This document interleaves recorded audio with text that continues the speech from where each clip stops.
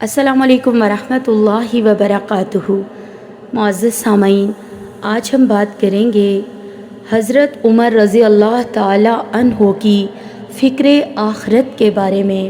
حضرت عمر رضی اللہ تعالی عنہ کو ایک مجوسی نے نیزہ مارا تو آپ رضی اللہ تعالی عنہ کو دودھ پلایا گیا جو پسلیوں کی طرف سے نکل آیا۔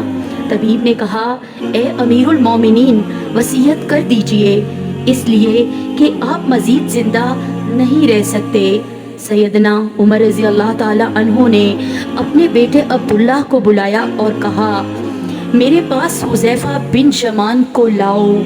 حذیفہ بن شمان وہ صحابی تھے جن کو رسول اللہ صلی اللہ علیہ وسلم نے منافقین کے ناموں کی لسٹ بتائی تھی، جس کو اللہ اور اللہ کے رسول اور حذیفہ بن شمان کے علاوہ کوئی نہ جانتا تھا۔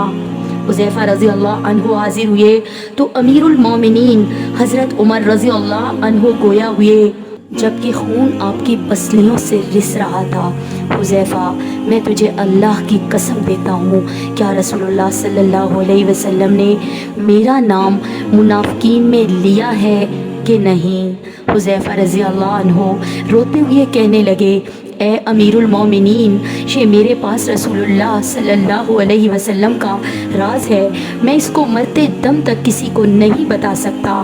حذیفہ، بلا شبہ یہ رسول اللہ صلی اللہ علیہ وسلم کا راز ہے، بس مجھے اتنا بتا دیجئے کہ رسول اللہ صلی اللہ علیہ وسلم نے میرا نام منافقین کی لسٹ میں شمار کیا ہے یا نہیں؟ حذیفہ کی ہچکی بن گئی، روتے ہوئے کہنے لگے، اے عمر رضی اللہ تعالیٰ عنہ، میں صرف آپ کو یہ بتا رہا ہوں، اگر آپ کے علاوہ کوئی اور ہوتا تو میں کبھی بھی اپنی زبان نہ کھولتا، وہ بھی صرف اتنا بتاؤں گا کہ رسول اللہ صلی اللہ علیہ وسلم نے آپ کا نام منافقین کی لسٹ میں شمار نہیں فرمایا۔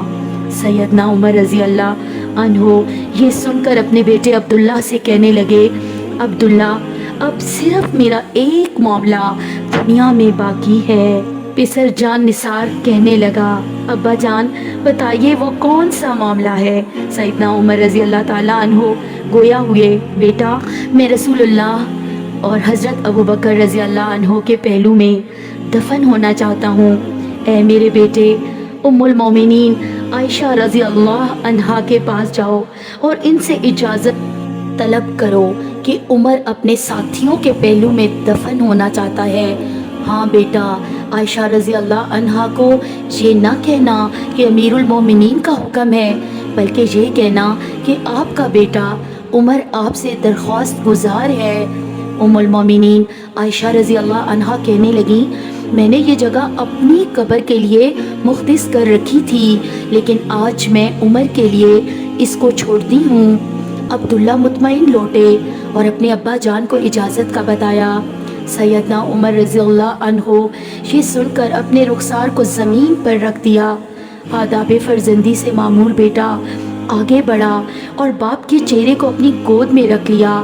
باپ نے بیٹے کی طرف دیکھا اور کہا، اس پیشانی کو زمین سے کیوں اٹھایا؟ اس چہرے کو زمین پر واپس رکھ دو۔ ہلاکت ہوگی عمر کے لیے اگر اس کے رب نے اس کو قیامت کے دن معاف نہ کیا۔ سیدنا عمر رضی اللہ عنہ بیٹے عبداللہ کو یہ وصیت کر کے اس دار فانی سے کوچ کر گئے۔